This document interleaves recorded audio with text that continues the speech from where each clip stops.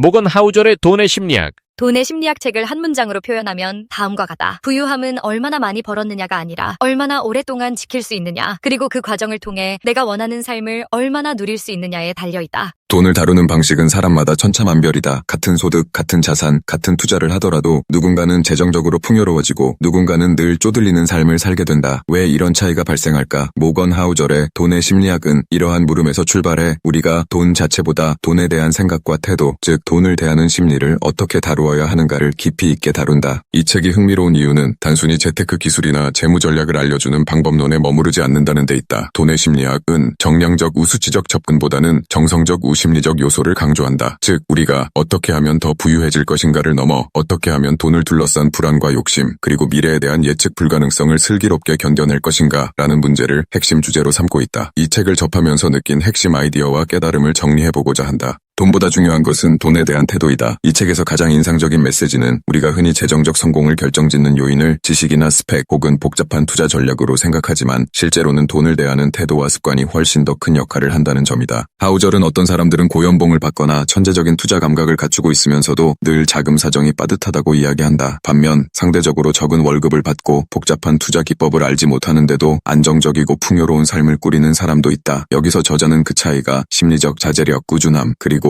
욕심을 조절할 줄 아는 능력에서 비롯된다고 주장한다. 재정적 성공은 단순히 돈이 얼마나 많은가가 아니라 돈을 다루는 사람이 얼마나 성숙하고 일관되게 행동할 수 있는가에 달려있다는 것이다. 이를테면 누구나 절약하라, 투자를 장기적으로 바라보라, 복리의 힘을 이용하라 같은 조언을 들어봤을 것이다. 하지만 그 원칙이 명쾌하면서도 지키기 어려운 이유는 인간의 본능적인 두려움과 욕심이 쉽사리 통제되지 않기 때문이다. 시장이 출렁이면 공포에 휩싸여 투자를 회피하거나 혹은 지나친 기대감에 매수음에도 타이밍을 놓치게 된다. 하우절은 이런 비이성적 행동이 몰라서 생기는 것이 아니라 심리에 끌려가서 발생한다고 강조한다. 합리적이기보다 합당하게 행동하기이다. 하우절은 돈과 관련된 의사결정을 내릴 때 무조건 합리성에만 얽매이지 말고 자신의 상황과 기질에 맞는 합당성을 우선하라고 조언한다. 이는 언뜻 보면 역설적으로 보인다. 돈을 다루는데 가장 중요한 것이 합리성 아닌가? 그러나 저자는 인간은 본래 완벽하게 합리적인 존재가 아니며 오히려 자신의 심리를 잘 이해하고 그것과 조화를 이루는 방향으로 결정을 내릴 때 더 성공적일 수 있다고 말한다. 예컨대 이론적으로 투자에서 최적의 전략은 장기간 시장에 머물러 복리의 효과를 극대화하는 것이다. 하지만 어떤 사람에게는 투자 원금이 일정 부분 줄어드는 기간을 견디기 힘들어서 그 공포감 때문에 불면증에 시달리거나 일상에 지장을 줄 수도 있다. 그렇다면 반드시 이론적 최대 수익을 추구하기보다는 자신이 심리적으로 감내할 수 있는 수준에서의 분산 투자나 현금 비중을 유지해가는 편이 나을 수 있다는 것이 하우절의 주장이다. 결국 경제적 의사결정에서 지속 가능성이 핵심이다. 심리적으로 감당하기 어려운 모험을 장기간 유지할 수는 없기 때문이다. 하우절의 메시지는 자신이 무엇을 중요하게 생각하고 어느 정도 위험을 감수할 수 있으며 얼마나 오랜 시간 돈에 관해 스트레스를 견딜 수 있는가를 냉철하게 파악해 그에 맞게 재무 전략을 세우라는 것이다.